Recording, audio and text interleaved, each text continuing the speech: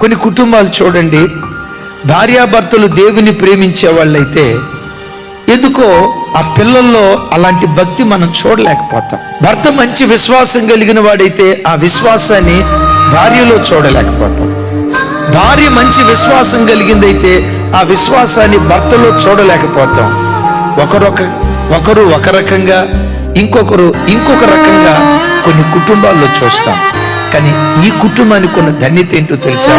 కుటుంబం అంతా దేవుని నీడలో పెరుగుతుంది. ఒక మాట అడుగుతారా? దేవా, ఈ సంవత్సరాంతపు దినాలకు వచ్చిన నా కుటుంబానికి కూడా ఇలాంటి భాగ్యం దయచేవా? నా ఇంటిలో బ్రతుకుతున్న ప్రజలంతా నీ నీడలో బ్రతకాలి స్వామి. నేను నీ నీడలో బ్రతకాలి, నా పిల్లలు నీ నీడలో బ్రతకాలి, నా భార్య, నా భర్త ఒక డెక్క కూడా సాతాను నీడలో బ్రతకకుండా నీ నీడలో బ్రతికే భాగ్యం మాకు దయచేయి.